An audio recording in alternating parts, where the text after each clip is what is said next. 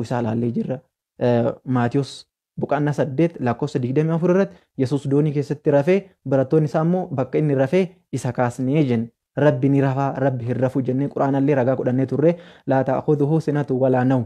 Rabbi rafuu miti, rafiitii hirribni ilmi namaa rafu sanii miti, muguunuu isan qabdu jennee ilaallee turre. Mugiinsa jechuun ka osoo ati teettu akkana diingata ijatti si dhuftu shillimii jechuudha. Isummaan sunuyyuu rabbiin hin qabu jennee ilaallee turre. Garuu immoo Yesuus rafee jira jennee rabbiin ka hirribni hin qabne yoo taate Yesuus ka rafe yoo taate inni rabbii miti yookaan immoo waaqayyoo miti jennee ilaallee turre.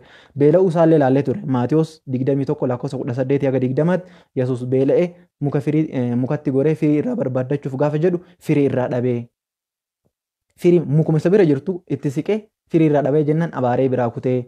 Yesuus akkamitti muka isa bira jirtu firii hin qabdimu hin qabdu jedhee shakkee itti goree osoo rabbiin ta'e firii qabaattee dhabdee ni beeka wanta hundamayyuu rabbiin ni beeka waan ta'eef Yesuus immoo muka isa bira jirtuyyuu firii hin qabdimu hin qabdu shakkii jedhuun dhaqee irraa dhabee jennaan muka san abaaree biraa deeme. Rabbiin immoo halkan gurraacha dhakaa gurraatti irratti mixii gurraatti xiqqishuu san argaa dandeettiin rabbii kennaa waan akkana Yesuus immoo mukuma isa bira jiruyyuu arguu hin dandeenye. Firii qabdiif firii hin qabduyyuu itti siqee ganaa addaan baafatee rabbi osoo ta'e wanti kun akkamitti akkana ta'aa jennee ilaallee turree jechuu barnoota yeroo darbee keessatti seenaa Alaazaar illee Yohaannis boqonnaa 14 irratti Yohaannis boqonnaa 11 irratti Alaazaar du'e Yesuus hirriibaa Alaazaar du'aa kaase garuu bakka sanitti akka inni jedhe yaa abbaa kiyyaa yaa rabbii kiyyaa akka ati naaf dhageettu nan beekaa.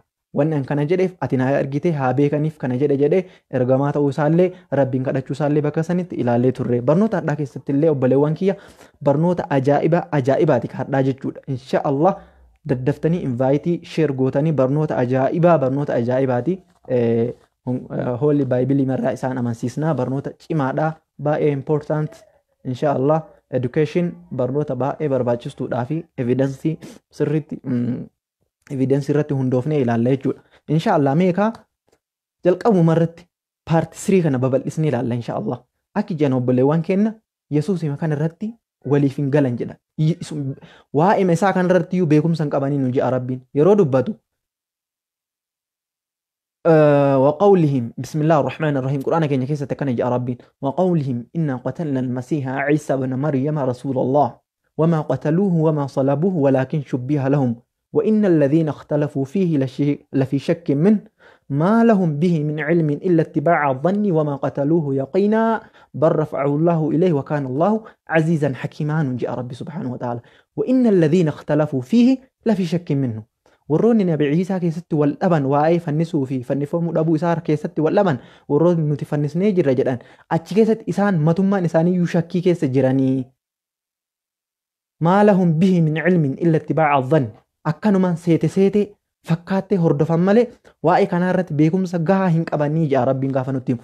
Fannisuu fi nu fannisnee jirredhanii akkanumaan haasa'an malee asuma irratti isaaniyyuu shakkii keessa jiran matummaan isaaniyyuu beekumsa gahaa ittiin qaban waa'ee kanaa irratti nuun jedha dhugaadha. Isaan beekumsa gahaa ittiin qaban waa'ee isaa irratti jechuudha.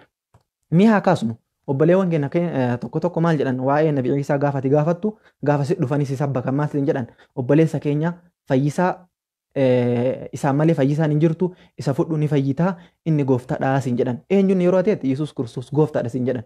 Gooftaa jechuun waaqayyo sin jedhan. Fayyisaan isa malee hin jiru kanaaf isa fudhu yoo isa fudhatiin ati warra azaabaa taata kanaaf isa fudhachuu qabdaa jedhanii siif dhiyeessan. Inni maal inni yoo ati jettee gaafate Yesuus Kiristoos immaan kun maal inni yoo ati jette inni waaqayyo uumaa wanta hundaatii sin jedhan.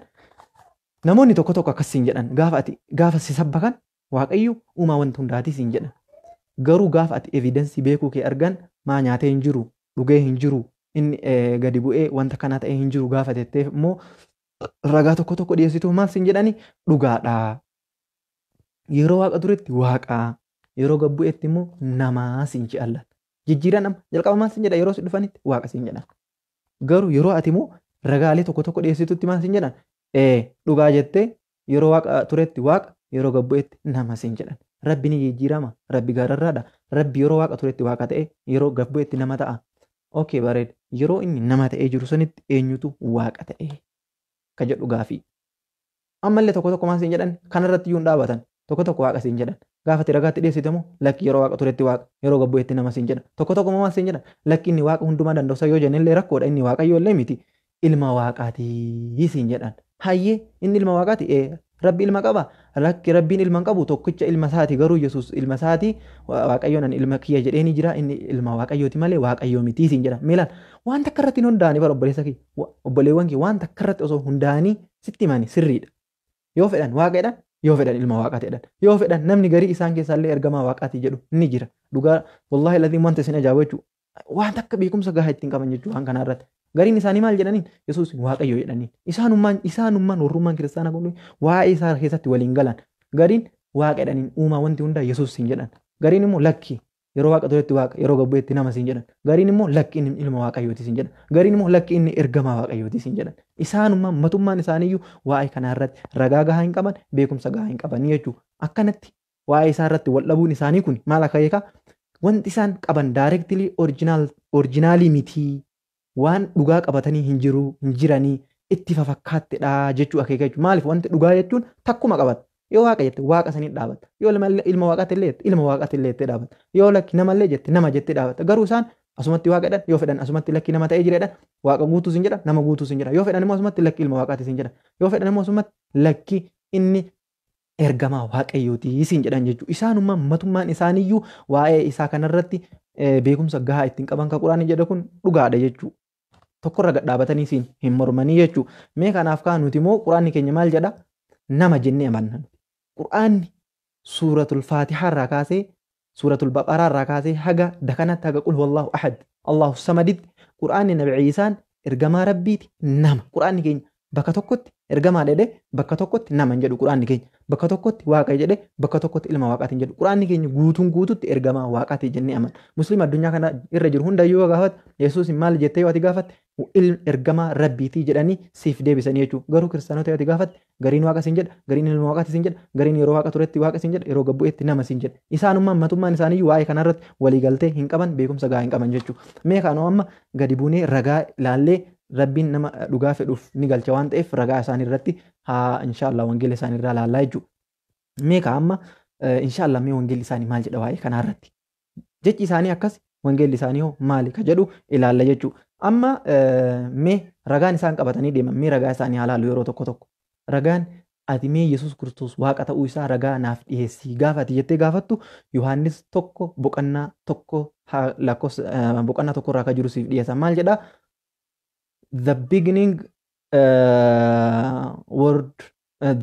was the word with the God jedha laalam jalqaba ingiliffa irratti maal jedha jalqaba irratti sagalee ture sagalichi waaqayyoon bira ture sagalichi ofii isaatiif iyyuu waaqayyoo jedha kana siif dhiyeessa laal mee Yesuus Kiristoos waaqa ta'uu isaa naaf dhiyeessi gaafateetteen jalqabatti sagalee ture sagaleen waaqayyoo bira ture waaqayyo jalqaba inni iyyuu ofii isaatiif waaqayyoo siin jedha mee jechi kun maal jechuudha halaallume sagalichi waa hundumaa dura ture bareeda was the beginning was the word jedha ingiliffatti yoo wanta kana translate gootu jalqabatti jechatu ture jedha isaan immoo maalitti hiikan sagaleetti hiikan maaliif originaalii sanitti hin hiikne jalqabatti jechatu ture jedha laal with the beginning was the word jalqaba maaltu ture jechatu ture jechi kun eessa ture rabbiin bira ture jechi kun ofii isaatiif iyyuu rabbii jechuutti hiikama akkam ta'uu qaba sila originaaliin isaa jalqabatti jecha ture jechi kun iyyuu rabbiin bira ture wanta jedhamu yoo ta'e quraana kennaan waliin galcha rakkoota kayyuu qabu jechuudha maaliif jennaan rabbiin وإذا قضى أمرا فإنما يقول له كن فيكون جاء قرآن كنا اللي ربين واتك تاسيسو يوفده تأي جداني يجسي ونسون اللي نتاتي جتش سن تأي ربي سان جتشو جتش ربي مبرا ترتي سن تمني تأي انتوني جلق أو ما يترتي ربي مبرا يوجن سري نديم سيس غاروسان سغالي تور سغالي واقع يوم برا تور سغالي أوفيساتي في واقع يوجدان وانت كوني مي يسوع كريستوس واقع جتشوني أكيكا قرآن يقول أم بكا كانت تيم أني واقع جتشوني أكيكا يسوع كريستوس واقع يده هنجد kana ka jedhe illee Yohaannis boqonnaa tokko irratti Yohaannisittuu jedhe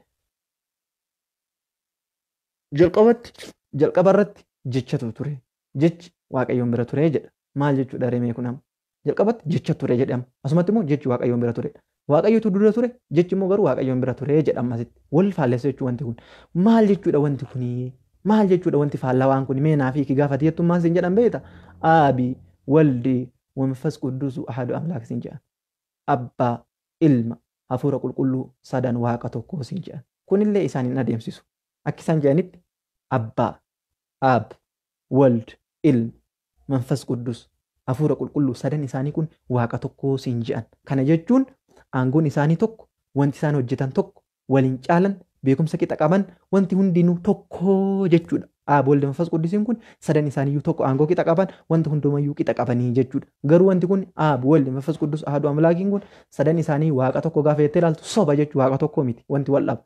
Abbaan ilma akka caalu wangeelli ni dubbata, ilmi akka abbaa hin geenne ni dubbata, wanti isaanii garagara jechuudha. Kuni falasama wanta sammuurraa kireet godhanii wanta sammuurraa uumanii haasawan malee wanta wangeelli jedhu miti. Mee wangeela guutuu keessatti Aabi Waldi Manfas Quddus abbaa ilma hafuura qulqulluu nu sadan waaqa tokko wanta jedhu jiraame wangeela keessa. Komentiin natti mul'attu hadha. Aywa ni jira. Mee Aabi Waldi Manfas Quddus Ahadu Amlaak isaan sadan waaqa tokko wanni jedhamu jira wangeela keessa hin jiru. Idan mee ammallee mee haalaallu amma ragaa isaanitti seenne. Obboleewwan kiyya Luqaas 6 boqonnaa 12 irratti akkas jedha. Wangeela Luqaas boqonnaa 6 lakkoofsa 12 irratti Yesuus halkan guutuu Waaqayyoon kadhachaa bulee jedha. Mee ilaala obboleewwan kiyya. Yesuus halkan guutuu Waaqayyoon kadhachaa bulee. Mee ilaala subhaanallah. Yesuus maal ta'e halkan guutuu Waaqayyoon maal ta'aa bule kadhachaa bulee jedha. Yesuus Waaqayyoon kadhachaa bulee jedha halkan guutuu. Eessarratti Luqaas boqonnaa 6 lakkoofsa 12 irratti. Anaa miti jedhe wangeela isaaniitti. Wangeela Luqaas boqonnaa 6 lakkoofsa 12 irratti Yesuus halkan guutuu Waaqayyoon kadhachaa bulee jedha. Mee obboleewwan kiyya Yesuus Waaqayyo yoo ta'e Waaqayyoon inni kadhatu sun kamiin? Mee namni nu hiiku jira? Mee obboleewwan keenya mee itti dhufanii mee itti affeeraan hime gaafii isaan gaafannaa gaafii isaan nu haa deebisan inshaallah. Ila akki nuun jedhu Luqaas boqonnaa 6 lakkoofsa 12 irratti Yesuus halkan guutuu Waaqayyoon kadhachaa bulee. Halkan guutuu Waaqayyoon kadhachaa bulee jedha. Meeqa gaafiin bakka kanatti qabnu inni Waaqayyo yoo ta'e Waaqayyoon inni kadhatu sun kamiin? Waaqayyo lama jira tokko jira akka nu beeknu. Ahadu Amlaak jechuun Waaqayyo tokko jechuudha. Waaqayyo tokko beeknanu. Isaanillee Waaqayyo tokko jedhan afaaniin. Waaqayyo tokko yoo ta'e Yesuus Waaqayyo yoo ta'e Waaqayyoon Yesuus kadhatu sun kamiin? Waaqayyo lama ta'uu hin danda'u tokkuma Waaqayyo. Yesuus Waaqayyo biraa eega kadhate dhuguma inni nama Waaqayyo biraatu jira jechuudha. Yesuus hin soomne wangeelli illee hin soomne obboleewwan keenyatu gara hin taanetti haasawan malee jechuudha. Yesuus halkan guutuu Waaqayyoon kadhachaa bule jechuun inni Waaqaa miti Waaqa isaa walii qabaa jechuudha. Kanaaf kadhachuun eega inni Waaqayyoon ta'e Waaqayyoon inni kadhatu sun kamiin? Mee gaafii keenyaaf obboleewwan keenya akka deebinuu deebisan barbaadu. Kun arraba illee hin qabu wanta arraba geessa illee hin qabu wanta achirra jiru dubbadhe waan ta'eef Luqaas 6 boqonnaa 12 irratti Yesuus halkan guutuu Waaqayyoon kadhate jedha. Waaqayyo Yesuus Waaqayyo yoo ta'e Waaqayyoon inni kadhatu sun kamiin gaafii jettu nuuf haa deebisanii barbaadu. Ammallee ittuma fufee Maatiyos boqonnaa 26 lakkoofsa 36 haga 45tti seenaa takkatu jira. Maaltu jira? Maatiyos boqonnaa 26 lakkoofsa 36 haga 45tti seenaa tokko jira. Maali? Yesuus Kiristoos yeroo Fariisonni isa ajjeesuu barbaadanitti wangeelli Yesuus Waaqayyoon kadhachuudhaaf garam deeme gara iddoo dhaaba Geetsaanaamee jedhamu tokko deeme garas deeme barattoota isaa Phexrosii fi obboleewwan ilmaan Zebdiyoos lamaan fudhatee gara dhaabaa san deeme Yesuus Waaqayyoon kadhachuudhaaf garas deeme jedha. Mee inni Waaqayyo yoo ta'e Waaqayyoon inni kadhachuuf garas deeme sun kamiin? Gama dhaabaa san deeme Yesuus Kiristoos Phexrosii fi ilmaan Zebdiyoos lamaan fudhatee garas dhaqee Yesuus maal ta'e jilbii adda isaatiin lafa tuqee jaalaal. Wangeela Maatiyos boqonnaa 26 lakkoofsa 39 irratti adda isaa kanaan lafa tuqee akka nu salaannu kanatti Yesuus adda isaa kanaan lafa tuqee sagadee Waaqayyoon kadhatee jira wangeela. Isarratti wangeela Maatiyos boqonnaa 26 lakkoofsa 39 irratti Yesuus adda isaatiin lafa tuqee Waaqayyoon kadhatee jedha. Maal jedhee kadhate? Yaa Waaqayyoo koo, yaa abbaa koo, yerittiin dhiphinaa tuni ka isaan narratti murteessan kun narra haa darbitu. Yerittii kana yaa Rabbii kiyya narra dabarsii. Garuu akka jaalala kiyyaa yookaan immoo akka fedha kiyyaa osoo hin taane akka fedha keetii haa ta'u jedhee dubbate jechuudha. Milaala obboleewwan kee subhaanallah hayyullaa yamuut. Dubbate maaliif dhoksin haqa? Isaan ka arga Yesuus fayyisaa jiraatadha. Maali? Kana malee wanta as keessa jiru maaliif hin argine? Subhaanallah. Rabbi yoon ija si cufe arguu hin dandeettu ati jechuudha. Meeqa gaafiin bakka kana jiru Yesuus adda isaatiin lafa tuqee yaa abbaa kiyya jedhee kadhatee jedha. Adda isaatiin gomboobee yookaan adda isaatiin lafa tuqee lafa dhahee adda isaatiin akka nu salaannu kan akkana lafa tuqee yerittii kana narra dabarsii. Uummanni Yihudaa kun na ajjeesuu barbaadaa jiranii ati moo yaa Rabbii kiyya narra dabarsii jedhee gadi kufee adda isaatiin lafa dhahee Rabbiin kadhatee jedha. Mee inni Rabbiin yoo ta'e Rabbiin inni kadhatu sun kamiin? Rabbiin balaa fedhe ofirraa deebisuudhaaf waan takka iyyuu hin gaafatu. inni ka balaa fidu isa ka deebisu isa danda'anis uumaan wanta hundumaayyuu isa waan ta'eef wanti takkayyuu isatti hin jabaatu. Inni immoo Yesuus immoo waan godhu dhabeenna rakkatee jennaan muddamee jennaani akkam godhe adda isaatti lafa tuqee rabbiin kadhatee jedha. Inni rabbii yoo ta'e rabbiin inni kadhatu sun kamiin gaafii guddaadha. Ammallee Luqaas boqonnaa 22 lakkoofsa 40 takka haga 45tti illee bifuma wal fakkaatuun Yesuus itti fufee kadhannaa isaa itti fufee. Luqaas boqonnaa 22 lakkoofsa 40 takka haga 45tti mee bahalaa lobboleewwan kiyya bakka kanatti illee Yesuus ammallee Phexrosii fi ilmaan Zebdiyoos fudhatee gara gaaratti dhaqee bakka kadhannaa wayiitti dhaqee kadhachuudhaaf uummata irraa achi fagaatee iddoo addaa wayiitti rabbiin kadhachuudhaaf garas deeme. Eenyuun fudhatee Phexrosii fi ilmaan Zebdiyoos lamaan fudhatee garas deemee jilbiiffateedha bakka kanatti haga darbannaa dhakaa tokko darbatanii bakka inni bu'u haga achirraa isaanirraa haga darbannaa dhakaa tokko Phexrosii fi barattoota isaarraa fagaatee jilbiiffatee kadhate. Kadhatee dhiphatee yaadaan dhiphatee rakkatee jilbiiffatee kadhatee jedha wangeelli hagam takkatti haga dafqi qaama isaarraa haga dafqi asirraa haga akka xoxophee dhiigaatti lafa bu'u takkatti muddamiinsa keessa itti fufee waaqayyoon kadhateedha jilbiiffatee laal dafqa ofirraa xop hin beektanii obboleewwan yeroo namni rifatee jedhe maal rifatee yeroo jedhutti maaltu si dhufa dafqas si dhufa jechuudha. Dafqi mallattoo maaliti? Mallattoo dadhabinaa fi mallattoo rifaatuu keessa fagaachuuti. Yeroo kanatti Yesuus rifatee muddamsuun itti dhufe dhiphatee jennaan yaadaan dhiphatee jilbiiffatee rabbii wanta hundaa furutti iyyannaa isaa galfatee jechuudha. Eenyuun kasi furu eenyuun ka kadhannaa keessi awwaatu eenyuun ka rakkina keessi beeku eenyuun يعلم وما تخفي الصدور خائنة الأعين وما تخفي الصدور يا ربي إجا gantuu fi wanta onni namaa yaaddullee ni beekaa jedha rabbiin yeroo dubbatu. Kanaaf kaaja namaa furu san rabbii sanatti haaliqa sanatti iyyannoo isaa galfatee jechuu jilbiiffatee Luqaas boqonnaa 22 lakkoofsa 40 takka 45tti Yesuus jilbiiffatee dafqa xop lafatti gadi godhe rabbiin kadhate maal jedhe yaa rabbii kee yaa abbaa kee yookaan immoo yaa waaqayyoo kiyya yeeritti dhiphinaa kana narra dabarsii akka fedha kiyya osoo hin taane garuu akka jaalala kee haa ta'u wanta ofii feete yaa rabbii kee murteessi garuu immoo yeeritti kana narra dabarsii jedhee kadhatee jennaan ergamaa waaqayyoollee itti mul'ate isa jajjabeessee jedhamee obboleewwan kiyya. Yesuus bakka kanatti kadhatee jira maal akka ta'uuf akka du'a sanirraa rabbiin isa oolchuuf kadhate inni waaqayyoon yoo ta'e waaqayyoon inni kadhatu sun kamin namallee itti fufee bakka hedduutti xiqqaatu bakka 10tti Yesuus waaqayyoon akka kadhate inni waaqayyoon yoo ta'e waaqayyoon inni kadhatu sun kaminni meeme haalaan obboleewwan inni waaqayyoon yoo ta'e waaqayyoon inni kadhatu sun hoo kaminni mee rabbiin akki nuun jedhu Yesuus gabricha rabbiiti nama qaalii rabbii eegu nama ajaja rabbii geessuuf deemu inni kun rabbiin kadhatee jennaan rabbi isa jalaa dhagahuu dida never inni isa jalaa dhagahuu inni rabbiin kadhatee jennaanin rabbiin isa jalaa dhagahuu kongumayyuu hin diduu jechuudha. Rabbiin keenya akka nuun jedhu waa'ee kanarratti jechuudha. Ati nabiyyii rabbiiti miti laal Yesuus qulqulluudha nama rabbiin sodaatu nama ajaja rabbii geessu nama tokkochummaa rabbii uummatatti lallabu nabiyyii rabbiiti inni rabbiin kadhateennan rabbiin isa dida hin diduun dhagaaf jechuudha. Nabiyyii miti numayyuu warrootuma halkanii guyyaa cubbuu laaqnu kanayyuu yoo nu isa kadhanne rabbiin nuuf dhagahaa ragaan kana quraana suuratul Ghaafir 40 aayaa 60 irratti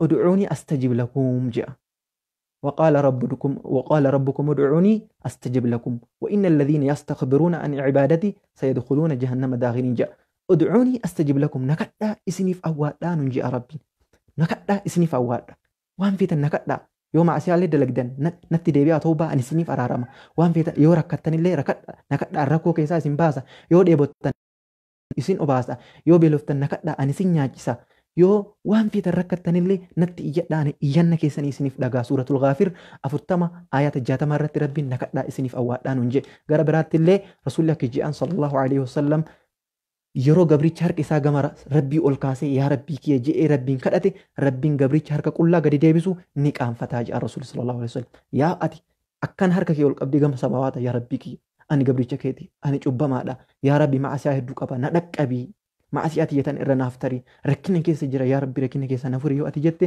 rabbiin abbaa rahmataati waan ta'eef kadhannaa keessan siif dhagahaa ja'a kan ja'a rasuul sallallahu alaihi wasallam kanaaf kaa Yesuus Kiristoos iyyannaa isaaf dhagahee jenna rabbiin isaaf dhagaa jechuu yoo inni rabbiin ta'e rabbiin inni kadhatu sunoo kaminni waan jedhu ragaa barbaannaa jechuu gaafii kanaaf deebii barbaanna gara biraatti illee Ibroota 5:7 irratti Yesuus Kiristoos yeroo biyya lafaa kana turetti imimmaan gannaqee waan mannaa fi kadhannaa gara du'a isa oolchuu danda'utti dhiheessee sababa inni rabbiif of gadi qabeef jecha rabbiin kadhannaa isaa waateefi jedha. Laali Yesuus Kiristoos yeroo addunyaa kanarra jirutti imimmaan buusee rabbiin kadhachaa ture. Wanta hajamu hundayyuu rabbiin kadhachaa ture. Waan inni rabbiif of gadi qabeef jecha rabbiin illee kadhannaa isaa isaaf dhagahaa ji'a wangeelli. Obboleewwan kiyya amma akka ilaalaa jirrutti Yesuus Kiristoos xiqqaatu bakka afuritti akka rabbiin kadhate himnee jirra. Luqaasiin keessatti, Maatiyoosiin keessatti, Ibrootaan keessatti laallee jirra akka inni rabbiin kadhate. Yoo inni rabbiin ta'e rabbiin inni kadhatu sunoo kam inni mee gaafii keenyaaf deebii mee yoo amantiin amantuu inni wamachirra jiru dubbachaa jira gaafii kanaaf deebii yoo qabaatan yoo inni rabbiin ta'e rabbiin inni kadhatu sun kamin gaafii jettuuf deebii. Ammallee obboleewwan kiyya Yohaannis boqonnaa 17 lakkoofsa 3 irratti jecha ajaa'ibaa takka dubbate Yesuus Kiristoos. Wangeela Yohaannis boqonnaa 17 lakkoofsa 3 irratti maal jedhee Waaqayyo tokkicha isa dhugaa laal. Waaqayyo tokkicha. Waaqayyo meeqa? Sadii miti. Aabii walli manfas quddus ahadu amlaakin jenne. Waaqayyo tokkicha isa dhugaa. Meeqa Waaqayyo? Waaqayyo tokkicha.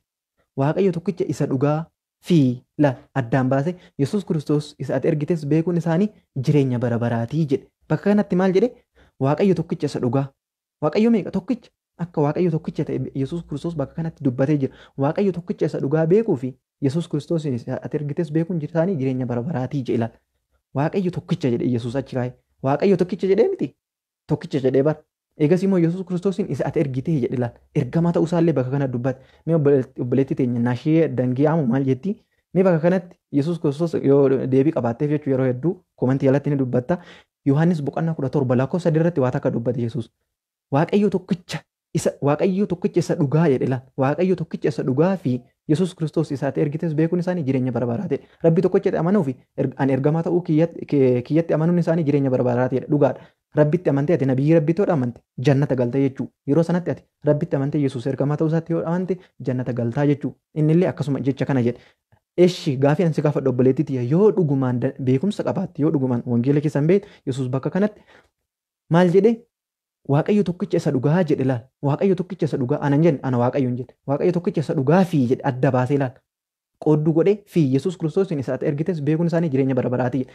Eshi Yesuus Kiristoos Waaqayyoon yoo ta'e Waaqayyoon inni tokkicha jedhuun sun kamin meeshi obboleettii teenya naashiyyee gaafii kanaaf deebii barbaadame haa deebistu. Deebii kan akkanaaf deebistu barbaada. Yesuus maal jedhe Yohaannis boqonnaa 17 lakkoofsa 3 irratti Waaqayyo tokkicha beekuuf jedhe. Anallee ergamaa ta'uu isaanii beekuun jireenya bara baraati. Ana ergamaa jedhe laal. Isa ergite, isa ati na ergite. Ergamaa ta'uu isaa dubbateera bakka kanatti Yesuus. Yesuus maal jedhe? Waaqayyo tokkicha jedhe. Yesuus yoo dhugumaan waaqa ta'e Waaqayyoon tokkichi Yesuus jedhu sun kam inni mee?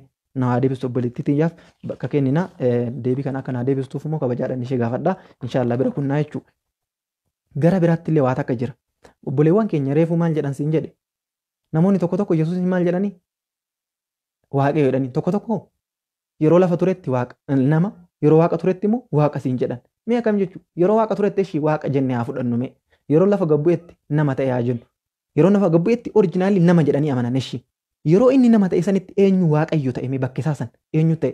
Inni immoo asuma namallee ta'e waaqayyo ta'e illee immoo akkam jechuudha mee? Bakka kana nu haa eegan. Yeroo waaqa turetti waaqa siin jedhan yeroo lafa gabbu'etti immoo nama ta'e siin jedhan.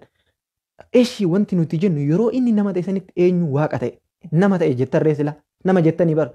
Yeroo lafa gabbu'etti nama ta'ee jettan nama laal orijinaal nama jechuun kan nyaatee dhugaadha nyaatee jira dhugee jira rafee jira dadhabeera nama ta'ee jira yeroo inni nama ta'e sanitti waggaa 33 addunyaarra jiraatee mitiire waggaa 33 yeroo inni nama ta'e sanitti eenyutu rabbiin ta'e gaafii kana maal siin jedharree amma bakka kanatti yoo atinillee kana gaafii kana gaafatte lakki ilma waaqayyooti siin jedhan akkamitti ilma waaqayyoo ta'a kunoo ilma waaqayyooti yoo siin jettan Addaamillee ilma waaqayyooti jedhamee jira ka Solomoonillee ilma waaqayyoo jedhamee jira. Akkamitti ilma waaqayyoo jechuun yoo ilma isaaf dhalate nama taasise Yesuus qofallee ilma waaqayyooti miti yoo ati jettee gaafatteen amma laal ilma waaqayyooti jedhan. Ilma jechuun akka seeraatti nama waaqayyoo jechuun nama akka nuti amma nama ajaja rabbii eeguun sheeka tokko maal jedha namni kun nama rabbiitii jenna. Nama rabbiiti jechuun sun fira rabbiiti osoo hin taane nama ajaja rabbii eegu jechuudha. Ilma waaqayyooti jechuun illee son of God jechuun sun ilma isaaf dhalate osoo hin taane nama rabbii ta'uu qaba. Akkasii hubatamuu qaba malee nama waaqayyo maal ilmarraa maal godha? Maal godhe? Hin dhalfate waaqayyo Yesuus Kiristoos akkuma isin beektan ilma malee hafuura qulqulluudhaan Maariyaam irraa argatee miti akkama ilma waaqayyo jedhama ree. Ilma jechuun barkaati argatteedha yookaan kaati guddifatte. Rabbiin guddifannellee hin arganellee Yesuusin ta'ii isaatiin taasise malee jechuudha. Kanaaf maal sin jedharree? Haya akkasii miti sin jedhan. Akkami beektaa sin jedhan. aabii waldii manfas quddus ahadu amlaakii siin jedhan abbaa ilma hafuura qulqulluu sadan waaqa tokkoo siin jedhan maal jechuudha kun yeroo ati jetteen abbaa fi ilmaa fi hafuurri qulqulluu sadan isaaniiyyuu kun waaqa tokko aangoon isaanii tokko waan abbaan beeku ilmi hin beeku waan ilmi beeku abbaan hin beeku waan hafuurri qulqulluun beeku ilmi hin beeku isaan tokko garaagarummaa takka hin qabanii waan abbaan beeku laal ilmi ni beeku waan ilmi beeku abbaan hin beekaa siin jedhan isaan sadanuu tokko siin jedhan haayaa eeshi tokkoo miti aabii waldi manfas quddus ahadu amlaak sadan tokko siin jedhan mee akka isaan sadan tokko hin taane halaallu Maatiyos 24 lakkoofsa 36 irratti maal jedha Yesuus mee bakka kanatti mee hubadha obboleewwan kee mee gadi qabaatiin xalla rabbiin subhaanallah sammuu banamtu nu haa kennuuti hin dheessa namoonni tokko tokko dhugaa hin fedhan bakka kanatti maal jedhe Maatiyos boqonnaa 24 lakkoofsa 36 irratti Yesuus ummata walitti qabee maal gorsaa ture waa'ee guyyaa qiyaamaa irratti haasaa ture guyyaa qiyaamaa jechuun akka wangeelatti guyyaa dhumaa jedhama guyyaa dachiif samiin diigamtu maal jedhe Yesuus guyyaa sanatti maal jedhe aduun illee ifnan ofii ni dhaabdii jedhe addeessi yookaan immoo jiin illee aduun ifa hin kennitu addeessi illee ifa hin kennitu urjiin samii gubbaa jiran illee ni harcanii dachiif samiin illee ni badanii guyyaan sun guyyaa haadholee ulfaatiif guyyaa baay'ee yaaddessaadha guyyaan sun baay'ee ulfaataadha jedhee Yesuus haasa'e waa'ee guyyaa qiyaamaa haasa'e jechuudha guyyaa qiyaamaa yookaan immoo guyyaa dhumaa irraa haasa'e jenna barattoonni maal jedhanii Yesuus maal jedhanii yerichi sun yoomiree jedhanii gaafatanii jennaan maal jedhe yericha san jedhe mee obboleewwan kee hubadhaa guyyaa qiyaamaa anillee jedhe laal hubadhaa obboleewwan kee anillee ergamoonni rabbii samii gubbaa jiran sunillee anillee namni takkayyuu guyyaa qiyaamaa hin beeku ka guyyaa qiyaamaa beeku eenyuun rabbii tokkochaa jedhe but that days in the house no man knoweth and not angels of heaven but my father only maal jedhe yericha san guyyaa qiyaamaa san anillee hin beeku jedhe Yesuus laal anillee yeroo san hin beeku ergamoonni rabbiillee yeroo san hin beekan ka yeroo san beeku haaliqa tokkicha jedhe jechuudha rabbii tokkicha mee obboleewwan kee bakka kanatti halaallu Yesuus maal jedhe ani yeroo san hin beeku jedhe laal guyyaa qiyaamaa haa barsiisaa keenya eega nutti himte guyyaan qiyaamaa guyyaa jabduu guyyaan barri dhumaa sun guyyaa sodaachisaa nutti himtee jirta yeroon sun yoom keessa ta'a bara kam ta'a waggaa kam ta'a nutti himiree jedhanii jennaan gaafatanii jennaan ani yeroo san hin beeku jedhe laal ani yeroo san hin beeku maleekonni rabbiillee hin beekan ka yeroo san beeku rabbii kiyya qofaa jedhe midhaala obboleewwan kiyya rasuulillee maal jedhan guyyaa qiyaamaa maleekonni samaawaata illee hin beekan ilmi namaallee hin beekan rabbi tokkochatu guyyaa sana beekaa jedhanii gadhanii maal jedhan garuu guyyaa jimaataa keessa dhaabamtii guyyaa san immoo namni takka illee hin beeknu jedhanii rasuulli alaamaa himan mallattoo qiyaamaa jechuu maal jedhanii dubartiin qullaa deemuu masjiidni baay'achuu namni duraan hiyyeessa jedhamu qabeenya godhachuu jedhanii haala sanii wantoota tokko tokko mallattoo qiyaamaa yaajuujiif maajuuj ba'uu boodarratti aduun bakka seentu kanaan bakka amma seentu kanaan ba'uu wantoota akkasii rasuulli sallallahu alaihi wasallam mallattoon qiyaamaa waan akkanaati jedhanii mallattoo qiyaamaa himanii jiran garuu guyyaa san hin himne garuu guyyaan jimaata ta'uu himan yeroon sun waggaa 1000 booda ta'e kaan ta'e guyyaa waggaan sun meeqaffaa akka ta'e rasuulli hin himne jechuu Yesuus Kiristoos illee bakka kanatti mallattoo yookaan immoo guyyaan sun guyyaa samiin diigamtu guyyaa dachiin diigamtu guyyaa aduun illee ifan kennin guyyaa addeessi samii gubbaa jiru illee ifan kennin guyyaan urjiin samaawaata irraa harcaan jedhee haala saniin himee jennaan guyyaan sun baay'ee yaaddessaadha jennaan yeroon sun yoo miree nutti himee jennaaniin yeroo san anillee hin beeku ergamoonni waaqa samii gubbaa jiran illee hin beekan rabbii duwwaa beekaa jedhe laal maal jedhe that day in the hour not men now and not the angels of heaven but my father only mee obboleewwan kiyya anillee hin beeknu jedhe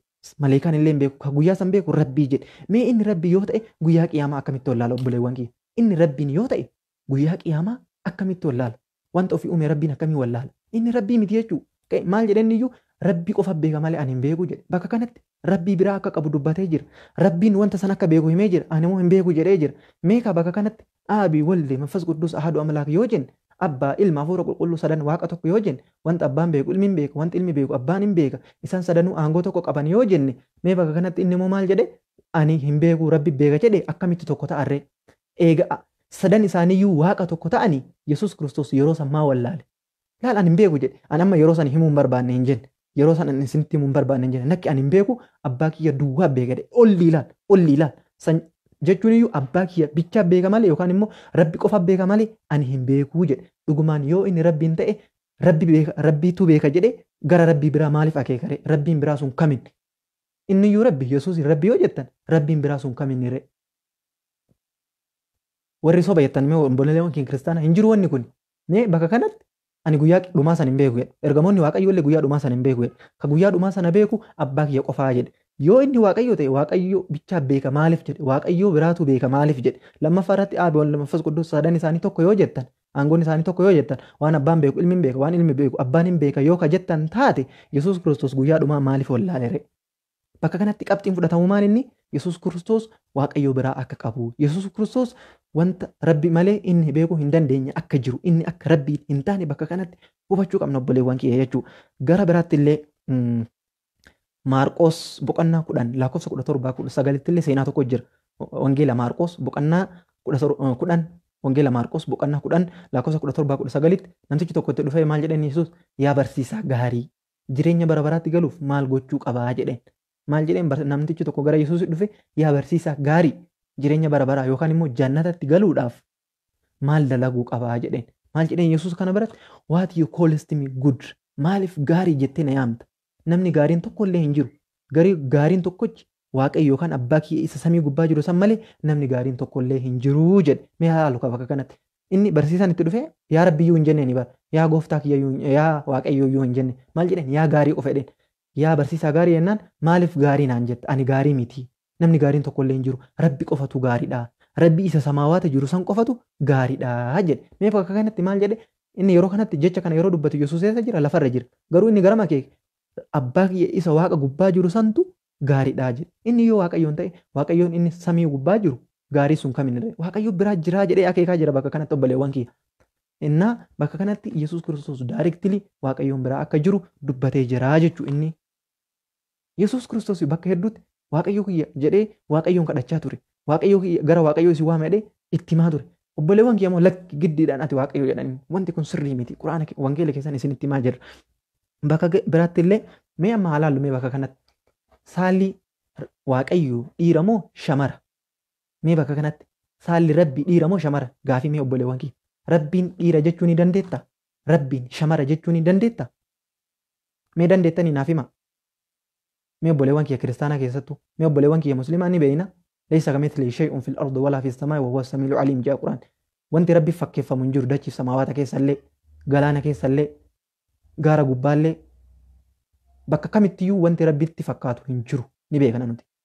Mee obboleewwan kiyya saalli rabbii maaliin yookaan saalli waaqayyo? Waaqayyo saala qabaa? Rabbiin dhiira yookaan shamara jechuu ni dandeetta? Hin jettuun.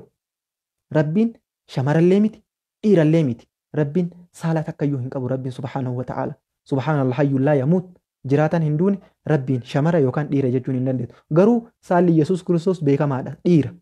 Mee obboleewwan kee ilaalaa subhaanallah. Saalli Yesuus Kiristoos maalinni dhiira ta'uu wangeelillee nutti hima Quraanillee nutti himaa jechuu. Mee haalaallu bakka kanatti Luqaas boqonnaa 1:31 irratti gaafa Maariyaami dhufe maal jedheen Gabri'eel yookaan Jibriil maal jedheen ni ulfooftaa ilmas ni deessaa maqaan isaas Yesuus jedhii moggaasii jedheen ilma ni deessa jedheen saalli saalaala ilma dhiira jechuu maqaa isaas Yesuus jedhii moggaasii jedheen isaas saalli Yesuus maal inni dhiira gara biraatiin illee dhiira ta'uu isaa wanni nu mirkaneessu Luqaas boqonnaa 2:21 irratti gaa akkuma seera Museetti guyyaan 8ffaan darbee dhagna qabamee jedha ni kittaanatee jedha rabbi ni kittaanata ilmi namaa akkamiin rabbiin qabe qaama saalaa isaa kittaana miilaala obboleewwan kiyya ilmi namaa namni akka keenya akkamitti rabbiin qabee kittaana Yesuus Kiristoos ni kittaanateedha yoo inni dhuguma rabbiin ta'e akkamitti kittaanata Luqaas 2:21 irratti Yesuus Kiristoos gaafa guyyaa 8ffaa kittaanatee nuun jedha wangeelli Luqaas boqonnaa 2:21 irratti inni rabbi yoo ta'e akkamitti kittaanata lammaffaa bakka kana wanti nu akeeku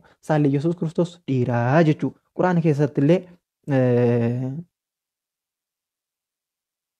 Quraana keessatti suuratul Mariyamiin keessatti Quraana keessatti suuratul Mariyam 19 ayata 19 haga 20 irratti illee seenaa takkatu jira.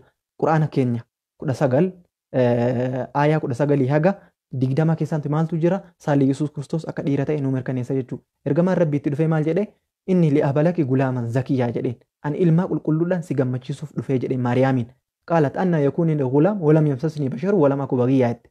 Ayata 19 haga 20 laaluu dandeettanii suuratul Mariyamiin ayaa 19 haga 20tti maal jedhee inni li'abalaki gulaaman zakiyyaa ani ilma qulqulluudhaan si gammachiisuuf dhufee akkamitti ilmi naaf ta'a jettee namni na biraan geenne akkamiif ilmi naaf ta'a jennaan rabbiin danda'aadha rabbii siif taasisa jedhee haala saniin itti dubbate jechuu ergamaan rabbii Maariyaamitti bakka kanatti wanti fudhatamu maal inni saalli Yesuus dhiira ta'uu bakka kanarratti ni fudhannaa jechuu Wangeela Luqaas tokko 31 irratti illee ilma inni deesse ilma isaa Yesuus maqaa isaas Yesuus jedhanii moggaase. Bakka kanatti wanti nutti akeeku saalisaa dhiira ta'uudha. Bakka kanaafuu walumaa galatti qabxiin kanarratti waan akeeku rabbi saalaan qabu yoo ta'e inni immoo saalisaa dhiira yoo ta'e inni dhugumatti rabbii miti wanti jedhamu nutti akeekamaa jechuudha. Bakka biraatti illee Yohaannis 20:17 irratti akkam jee beektani bakka kanatti seeraan haala hallumee obboleewwan. Wangeela Yohaannis boqonnaa 20:17 irratti Maariyaamitti dhuftee maal jedhan Yesuus ammallee gama kiyyatti as hin deeminii gara kiyyaa as hin dhufinii ani ammallee gara abbaa kootii fi abbaa keessanii ani ammallee gara waaqayyo kootii fi waaqayyo keessanitti ol hin baanee waan gootu jedheen Maariyaamiin Maariyaamiin Magdalaadhaan maal jedheen Yesuus nan qabin jedheen isheen itti deemtan nan qabinii ani ammayyuu gara abbaa kootii ol hin baanee ani amma gana gara abbaa kootii fi gara abbaa keessanii gara waaqayyo kootii fi waaqayyo keessanii ganaa ol ba'aa jedhiitti dhaqiitii dhaamsa kana obboleewwan keetitti naaf himii jedheen. Wangeela Yohaannis boqonnaa 20:17 irratti maal jedha Yesuus mee obboleewwan kee bakka kana laala. Wangeela Yohaannis boqonnaa 20:17 irratti maal jedheen Yesuus Maariyaamiin ani gara abbaa kootii fi abbaa keessanii gara waaqayyo kootii fi waaqayyo keessanii jedhe. Mee obboleewwan kee laala subhaanallah ani gara abbaa kiyyaa fi abbaa keessanii gara waaqayyo kootii fi waaqayyo keessanii jedhe. Mee Yesuus waaqayyo yoo ta'e ani gara waaqayyo kootiif waaqayyo keessanii ol ba'a jechuu jira. Inni waaqayyo yoo ta'e gara waaqayyoon gara ol ba'aree waaqayyoon biraattu jira. Waaqayyo biraa jira jechuu dhugaadha. Yesuus waaqayyo miti. Inni yoo jedhaadhaan gara waaqayyo kootiif waaqayyo keessanitti ol ba'a jedhaa rabar subhaanallah. Ani gara waaqayyo kootiif waaqayyo keessanii. Laal Yesuus Kiristoos bakka kanatti akka gara waaqayyo ol ba'aa jiru dubbachaa jira. Akka gara rabbi ol ba'aa jiru dubbachaa jira. Waaqayyo keessanii jennee barsanu waaqayyo kootiif jedhe. Gara rabbii kiyyaa fi rabbii keessanii Allah jechuun gara rabbii ol ba'aa jiraa jedhe. Bakka kanatti wanni inni dubbate mee gaafin nuti qabnu inni rabbiin yoo ta'e gara rabbii ol ba'aa jira jedhee dubbataara. Rabbiin garri inni itti ol ba'u sun kamiin rabbii biraa jira. Inni waaqayyo yoo ta'e gara waaqayyootti ol ba'aa jira dhaara. Waaqayyoon garri inni isaa itti ol ba'u sun kamiin waaqayyoon biraa sun. Waaqayyo biraa jiraa jechuudha. Waaqayyo sarara danda'a ta'e ejjesantuu jira jechuudha. Kanaaf bakka kanatti wanni fudhatamu Yesuus waaqayyo kootiif waaqayyo keessanii dhaara. Kanaaf waaqayyo biraa qaba jechuun inni waaqayyo miti jechuudha. Mee ragaan kun ifaanti kanarra immoo raguma biraayyuu maal barbaadame? Gara waaqayyo kootiif waaqayyo keessanitti nama jedheera ragaa kanarra maal barbaada? An gara rabbii kiyyaatiif gara rabbii keessanii ol ba'aa jedhe. Dhugaadha. Inni gara rabbii kennaatiif gara rabbii isaatti ol ba'e jira. Rabbiin sunillee danda'a isarra ka danda'a ta'e ka isallee uume ka haadha isaallee uume sanii jechuu. Kanaaf bakka kanatti mee gaafin nuti gaafannu inni waaqayyo yoo ta'e ani gara waaqayyo keessanii waaqayyo kootii fi waaqayyo keessanii ol hin baay'edhaa jira. Waaqayyoon biraa kamtu jira? Inni iyyuu waaqayyoore waaqayyoon biraa kamtu jira Yesuus gara isaatti ol ba'u sun. Kanaaf bakka kanatti wanti inni dubbataa jiru waaqayyo kiyyaaf waaqayyo keessanii jedhe waaqayyo biraa akka qabu dubbachaa jira jechuu. Bakka biraatti illee maal jedhan Yohaannis boqonnaa 14 lakkoofsa 24 irratti illee 28 irratti illee mee haalaallu bakka kana obboleewwan kee mee bakka kana haalaallu. Yohaannis boqonnaa 14 lakkoofsa 24 irratti maal jedha Yesuus osoo na jaallatu taatanii jecha kiyya kanallee ni raawwattu. Nan jaallattan waan taataniif jecha kiyya kanallee hin raawwattanii. Jechi isin dhagahaa jirtan kuniyyuu jecha kiyyaa miti. Jecha waaqayyoo isin ergeeti malee jedhe. That word which ye hear is not mine, but the word of my Father sent me. Laal jechi isin dhageettan kun jecha kiyya osoo hin taane jecha abbaa isin ergeetii jedhe. Laal jechi isin dhageettan kan isinitti himu kuniyyuu wanni ani isinitti haasaa ture kuniyyuu jecha kiyyaa miti jecha abbaa na ergeetii jedhe. Laal ergama ta'uu isaa himatee jira. Abbaa biraallee akka isa erge himee jira. Inni waaqayyo yoo ta'e abbaan biraa akka isa erge sun eenyunni gaafii jedhu qabna jechuudha. Akkasumallee gadi siqee Yohaannis boqonnaa 14 lakkoofsa 28 irratti maal jedhe akkan isiniin jedhu dhageessanii jirtu. Osuma dhugaa na jaallattu taatanii ni gammaddu turtanii. Waanan gara abbaa ol dhaquuf abbaan na caalaho. Mee dhaala obboleewwan kiyya subhaanallah. Bakka kanatti illee daayirektilii maal jedhe akkan isiniin jedhu dhageessanii jirtan. Waanan gara abbaa ol dhaquuf osoo na jaallattu taatanii ni gammaddanii. Maaliif jennaan abbaan na caalaa jedhe. Eessarratti Yohaannis boqonnaa 14 lakkoofsa 28 irratti dhaqaa laala. My father is greater than I.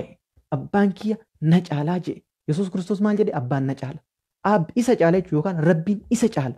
Bakka kanatti akka daayirektilii wanti inni dubbate abbaan na caala jedhee dubbatee jira. Yesuus dhugaadha abbaan isa caala. Kan isa caalu sun immoo rabbii isa uume, rabbii haadha isaa uume, rabbii wanta hundayyuu uume sanii jechuudha. Meeqa bakka kanatti maal jedhan obboleewwan kiyya Aabii walli manfas quddus ahadu amlaak jedhan. Abbaa ilma hafuura qulqulluudha sadan waaqa tokkoo jedhan. Aabii ilma abbaa hafuura qulqulluu sadan waaqa tokko jedhan waaqa tokko waliin caalan jedhan bakka kanatti immoo Yesuus abbaan na caala jedhe Yohaannis 14:28 irratti my father is greater than I abbaan na caalaa jedhe meeqaa inni yoo waaqa ta'e abbaan na caalaa jedhe abbaan sun eenyuun kan isa caalu sun isin immoo isinoo akka isin jettanitti aabi walda manfas quddus sadan isaanii tokko jettanii asitti Yesuus Kiristoos immoo abbaan na caala jedhe Yesuustuu sobe moo isintuu sobe gaafiin keenya Yesuustuu sobe moo isintuu sobe isin sadan isaanii tokko jettan inni immoo lakki abbaan na caala isin jedhe isin immoo Yesuustuu sobe gaafii kanaaf deebii barbaanna jechuudha obboleewwan akka laalaa jirrutti walumaa galatti Yesuus Kiristoos bakka hedduutti abbaan na caala jedhee jira bakka hedduutti rabbiin kadhatee jira yoo xiqqaate bakka Yohaannis Maatiyoosiin keessa laalle Luqaasiin keessa laalle saalli dhiira ta'uu laalee jira rabbiin saalaan qabu dhiira yookaan shamara rabbiin jechuu hin dandeettu garuu saalli Yesuus Kiristoos dhiira kanaafuu nama lammaffaa irratti waaqayyoon kadhatee jira yoo inni waaqayyoon ta'e waaqayyoon inni kadhatu sunoo kaminni kanaaf inni nama waan ta'eef waaqayyoon kadhate dhugaadha waaqayyoo isaa olii qaba waan ta'eef waaqayyoo isaa olii immoo akka qabu Yohaannis 14:28 irratti abbaan na caalaa jedhe rabbiin wanta hundumaa caalaa jechuu kanaaf Yesuus Kiristoos dhugaa dubbate warri immoo isaan sadan tokko jedhan soba jechuu mee bakka kamitti wangeela keessaa obboleewwan kiyya mee ragaa bakka kamitti iddoo kamitti aabii walde manfas quddus sadan tokko jedhame mee naa fida ragaasaa abbaa ilma hafuura qulqulluu nu sadan waaqa tokko bakki itti jedhu jira bakki itti jedhu yookaan immoo bakki Yesuus Kiristoos ani waaqayyoo keessan ani uumaa keessan bakki inni itti jedhe jira hin jiru inni maal jedhe Yohaannis 20:17 irratti ani gara abbaa keessaniif abbaa kootii dhaqaa jedhe rabbii keessaniif gara rabbii kootii dhaqaa jedhe laal gara waaqayyoo kootiif waaqayyoo keessanii ol dhaqaa jedhe inni rabbii biraa akka qabu dubbachaa jira asitti illee akka rabbii isa caalu dubbachaa jira isaan immoo lakki ati giddimammaa jedhanii asiyyuu rabbii callisi gadi jedhaniin inni immoo lakki ani rabbii anaa olii qaba ani rabbii keessanii miti ani gara rabbii kiyyaaf rabbii keessanii ol deemedha isaan immoo atuu rabbi jedhaniin isaan ani lakki rabbii na caala jedhanii lakki atiif rabbii fi isin sadanuu waaqa hafuura qulqulluu tokko jedhanii inni ka dubbatu dhugaa namni immoo ka dubbatu so eessaa fuudhanii abbaa ilma hafuura qulqulluu sadan waaqa tokko jedhan gaafa sadan waaqa tokko jedhan akkamitti Yesuus Kiristoos guyyaa qiyaamaa wallaale Maatiyoos 24:24 irratti Yesuus guyyaa qiyaamaa ani hin beeku jedhe isaan sadan yoo tokko ta'an akkamitti Yesuus Kiristoos guyyaa qiyaamaa wallaalare abbaa kiyya malee jedhe abbaa biraallee akka qabu dubbatee jira jechuudha inni ergamaadha rabbii isaa oliitu jira rabbii isa ergisantu jira jechuudha kanaaf Yesuus Kiristoos wanti guyyaa qiyaamaa wallaaleef dhugaadha inni rabbii miti rabbitu guyyaa qiyaamaa beeka jechuudha wanti inni kadhateef inni rabbii miti rabbii isaa kadhate inni sirrii jira jechuudha adeemsi isaa hundinuu eegasii obboleewwan kiyya quraana keenyatti irratti illee maal jedhee ani gara waaqayyoo kootii fi waaqayyoo keessanii ol ba'aa je'e miti Maariyaamin Yohaannis 20:17 irratti quraana keenya irratti illee suuratul Mariyaam 19 ayata 36 irratti maal jedhe wa inna allaha rabbii wa rabbukum fa'budu Allah is my Lord and your Lord so worship him that is the straight path لا إن الله ربي وربكم فاعبدوه هذا صراط مستقيم إن الله ربي وربكم فاعبدوه هذا صراط مستقيم سورة المريم آيات 36 جهرتي الله ربيك الله ربيك ياف كيسن الله إسا غبرو تو داندي حقاتي جي كناف ربين إساتف ربين كينا الله هاججو بكا كانتي لغادا ربين كيناف ربين يسوس waaqayyo danda'an inni rabbi Allah ka jedhamu yookaan immoo kan hin nyaanne kan hin dhugne kan hin mugne kan hin kufne kan hin rafne kana malee Yesuus Kiristoos miti jechuudha Yesuus Kiristoos daayireektilii dubbate abbaan na caala jedhe ani gara rabbii ol dhaqa jedhe rabbiin kadhatee jira boohee jira rabbitti boohee jira kanaa ol maal jedhan kanaa ol maal godha Yesuus dubbate kutee jira jechuudha kanaaf obboleewwan kee walumaa galatti ragaa amma laalaa turre keessatti Maatiyoos 24:36 irratti Yesuus guyyaa qiyaamaa gaafatamee jennaan wallaalee rabbi qofatu beeka jedhe kanaaf inni rabbitti akeekee jechuudha kanaaf guyyaa san beeku Yesuus Kiristoos osoo hin taane waaqayyoo Yesuus Kiristoos ergesan jechuudha ammallee Yohaannis 14:28 irratti abbaan na caalaa jedhe my father is greater than I jedhe kanaaf abbaan Yesuus ni caala jechuudha inni yoo aabii walda manfas quddus sadan tokko ta'an akka amitti aabii isa caalere kanaaf abbaan isa caale sun rabbi jechuu kanaaf Yesuus Kiristoos rabbii miti kadhatee jiru walumaa galatti obboleewwan kiyya barnoota har'aa keessatti Yesuus Kiristoos akka inni rabbiin hin taane ragaa hedduu irratti hundoofne ilaallee jira rabbiin kadhachuu ilaallee jira akka inni rabbiin na caala jedhu dubbate ilaallee jira Yohaannis 20:17 irratti immoo ani gara waaqayyoo kootiif waaqayyoo keessanii ol ba'aa jedhee Maariyaamitti dubbatee jira waaqayyoo biraa akka qabu dubbatee jira walumaa galatti barnoonni har'aa barnoota baay'ee guddaa fi barnoota Yesuus Kiristoos akka inni rabbiin hin taane akka inni illee yeroo addunyaa kanarrallee turetti afaan ofiitiin dubbachaa ture ilaallee jirra abbaa haqa fedhuuf ani yoo xiqqaate amma ragaa 10 wahii dhiyeessa ani amma wangeela isaanii quraanaa miti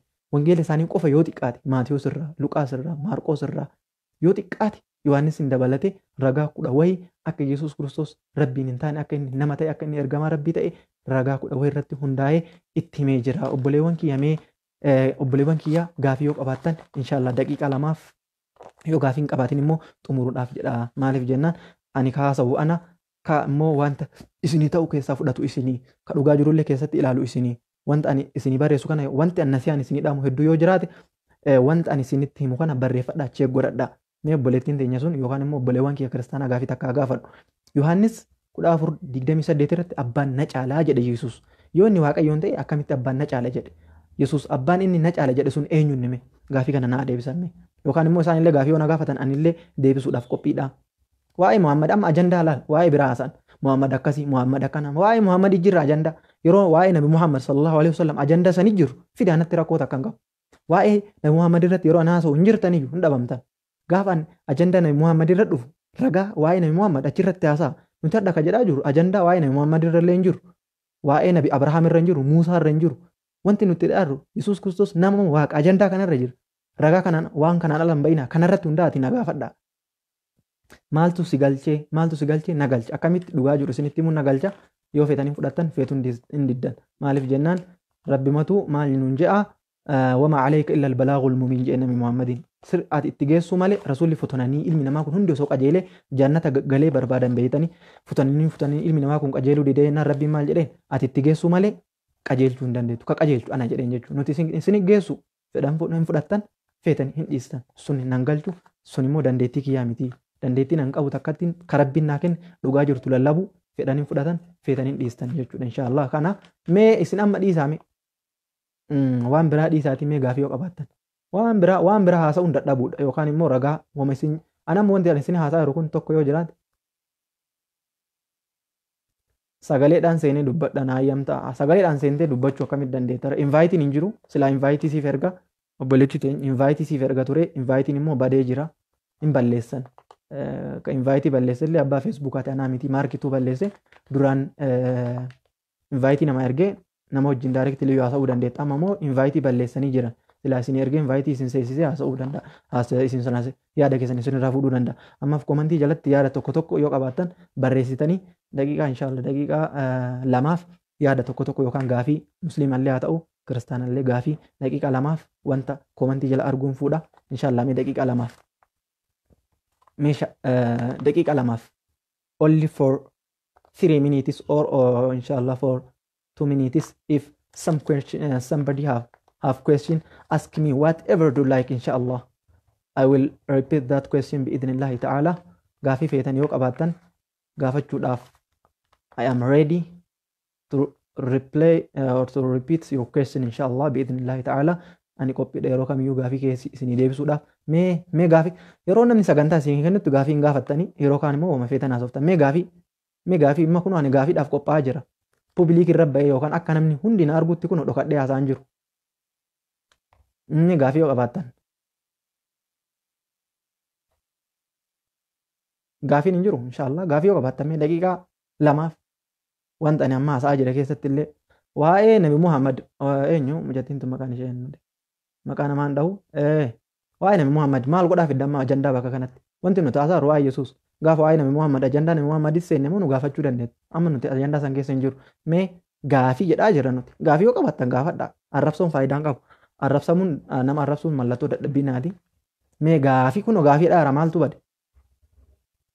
Gaafii mee gaafii hin qabdan yoo namni isin gaafatu hin deebistan. Kanaaf inshallah wabillahi tawfiiq. Wassalaamu alaikum warahmatullahi wabarakatuh. Sheer godhaa obboleewwan keessan hubachiisaa.